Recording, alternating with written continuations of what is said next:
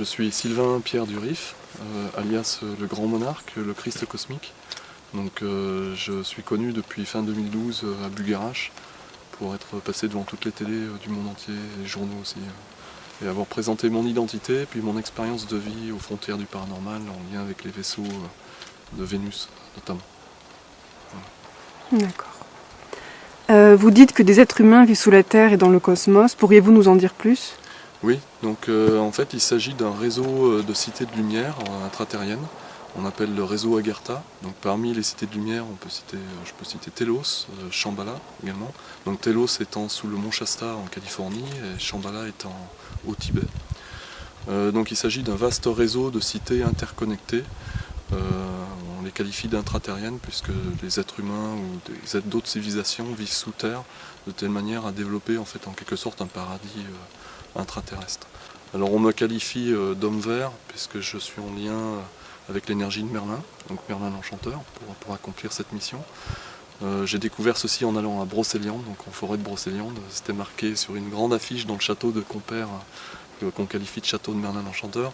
Il était inscrit Sylvanus, donc mon premier prénom c'est Sylvain, l'homme vert, Merlin l'Enchanteur. Donc c'était explicite. Et puis une amie à moi avait porté un livre quelques semaines auparavant où il était inscrit Le Grand Monarque, l'homme vert. Donc c'est comme ça que j'ai trouvé mon identité. Est-ce que vous pourriez nous parler des forces reptiliennes, s'il vous plaît ? Oui, donc la civilisation reptilienne est une civilisation très ancienne, donc, au plan cosmique. Donc parmi eux, une fraction minoritaire est non pacifique. Et donc c'est cette fraction minoritaire qui a pris le contrôle des affaires terrestres, on va dire, depuis fort longtemps.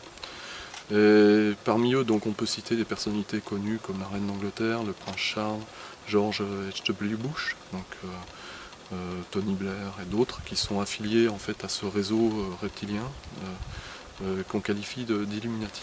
Donc on appelle ça le nouvel ordre mondial des Illuminati. Et puis ils organisent aussi en complicité avec le Vatican des rituels, donc qu'on qualifie de rituels sataniques, où ils vont jusqu'à tuer des bébés et des jeunes femmes pour manger leur chair et leur sang. Donc ces reptiliens en fait non pacifiques, je répète, parce qu'il y a une fraction importante d'entre eux qui sont pacifiques dans le cosmos. Il n'y a pas que des reptiliens non pacifiques, il faut le savoir. Et on a tous en nous une part de reptiliens, il faut le savoir aussi.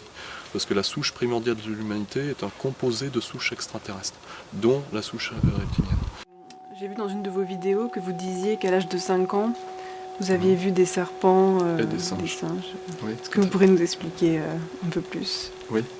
Donc en effet, à l'âge de 5 ans, j'étais assis sur mon lit, un lit superposé. Il était à peu près 9h du soir.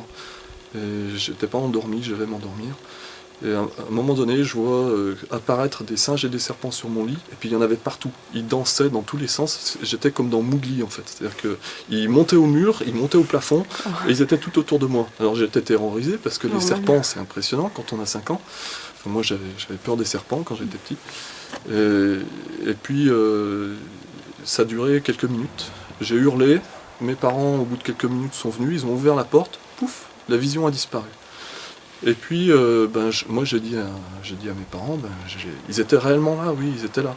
Mais ma mère m'a dit, non, c'est une hallucination, voilà, ni plus ni moins que ça.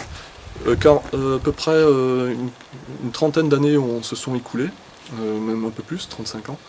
Et en 2012, en fait, ma sœur qui était à l'étage en dessous, parce que c'était un lit superposé, donc elle dormait juste au premier niveau, moi j'étais au niveau au-dessus.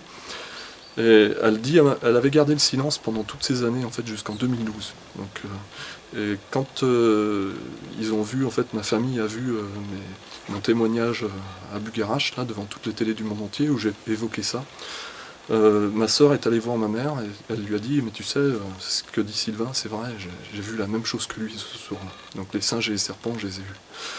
Donc, alors qu'elle avait été tellement effrayée, en fait, ce soir-là, qu'elle avait gardé le silence pendant une bonne partie de sa vie.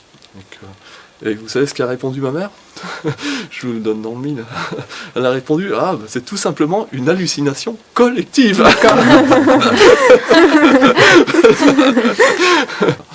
Mais moi, ce que j'ai vécu, en fait, c'est que j'ai pas bougé de mon lit, et je pense qu'ils m'ont abducté ce que j'ai entendu et ce que j'ai senti, parce que j'ai demandé après ce qui m'était arrivé. Donc, abduction, ça m'a dit oui. Ishtar, ça m'a dit oui aussi. Donc, et puis j'ai demandé sur à quel endroit il m'avait abducté. Et ça m'a répondu Aldébaran, parce que je suis clairaudient et j'ai clairement entendu Aldébaran. Bon, j'avais très peu d'informations sur Aldébaran, c'est une étoile en fait. Bon, dans mon interview, je parlais de planète, mais c'est un terme usuel pour désigner étoile. Ah, serait-ce le bruit d'un vaisseau?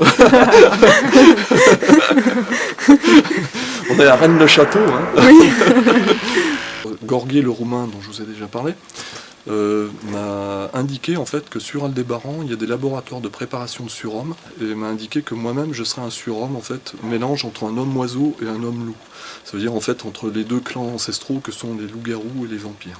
Et c'est pour ça que quand je vous ai parlé du réseau Agartha tout à l'heure des cités de lumière intraterriennes, donc les druides de Brocéliande que j'ai rencontrés en forêt de Brocéliande, à Pimpon, en Bretagne, m'ont dit qu'ils me connaissaient. Ils m'ont dit mais t'es le seul homme sur la planète en fait qui peut trouver et ouvrir la porte de la nouvelle Agartha.